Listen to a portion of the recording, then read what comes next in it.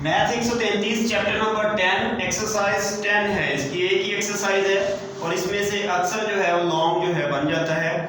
तो इसमें क्या है, ये जो चैप्टर है इसका नाम है कि ट्राइएंगल्स जो हैं उनका आपने क्या निकालना है, उनका एरिया निकालना है।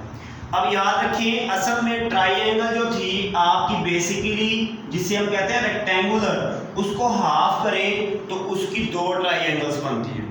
और जो हमारा होता है ना, ये मुस्ततील होती है, उसका एरिया होता है लंबाई ज़रबे चौड़ाई।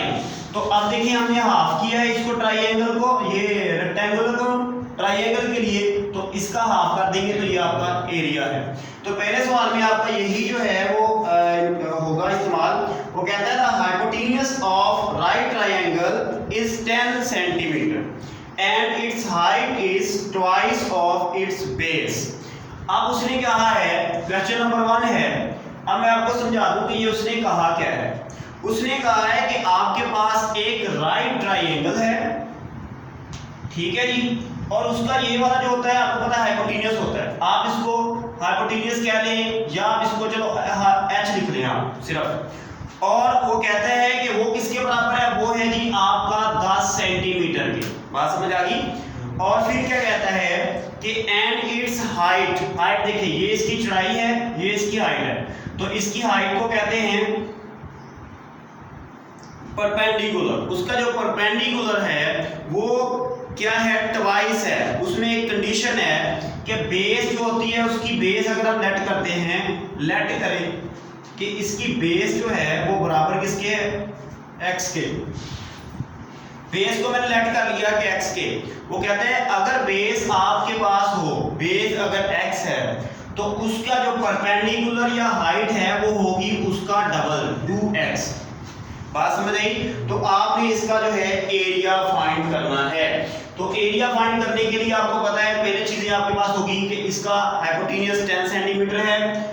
बेस जो है मैंने अगर कर लूं कि मैं अपने पास से रख लूं कि वो क्या है, वो हमारे पास x है, तो उसकी परपेंडिकुलर जो है वो डबल हो जाता है। अब आपने इसका एरिया फाइंड करना है। देखिए बेस ये है तो हमारे पास ये उसका परपेंडिकुलर क्या होगा, परपेंडिकुलर होगा उसका 2 ज़रब x, तो 2x हो गया, ठीक है। और उसके बाद इसका हाइपोटेन्यूज जो है, हाइपोटेन्यूज जो है वो है जी 10 सेंटीमीटर। अब देखें आपके पास अभी मैंने कहा था कि अगर आप एरिया ऑफ ट्राइएंगल निकालते हैं तो वो होता है 1/2 लेंथ और उसकी विड्थ। तो ये देखिए लेंथ इसका परपेंडिकुलर, ये बेस उसकी चौड़ाई है। तो ये तो हमें दोनों नहीं मालूम, तो लिहाजा पहले हमें ये निकालने पड़ेंगे। आप कहते हैं वी नो, हम जानते हैं जी, क्या जानते हैं कि आपका जो पाइथागोरस थ्योरम है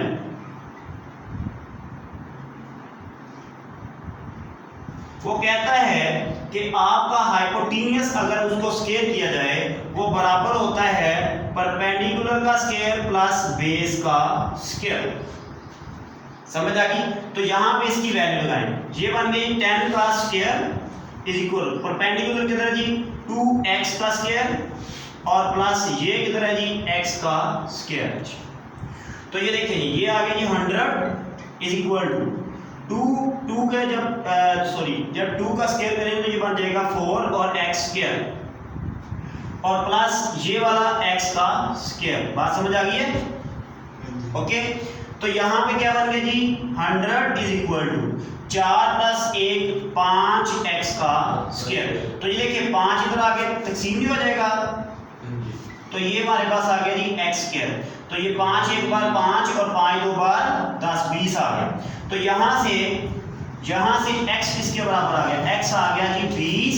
और देखिए मैंने स्क्वायर को खत्म करना है तो मुझे इसका अंडर रूट भी लगाना पड़ेगा। ये आपका x आ गया। आगे जी यहाँ से स्टार्ट कर लेते हैं, इधर स्पेस कम हो गई है। If x is equal to 20 का अंडर रूट देन क्या होगा, आपका जो p है मतलब p से कहते हैं इधर 2x, वो किसके बराबर होगा, वो होगा 2 × 20। ये सेंटीमीटर आप लगा दें साथ में, ये उसके सेंटीमीटर में आ रहा है तो ये भी जवाब सेंटीमीटर में है। अब देखें आपके पास ये किसके बराबर आ गया, ये 2 × 20 और ये किसके बराबर आ गया, ये 20।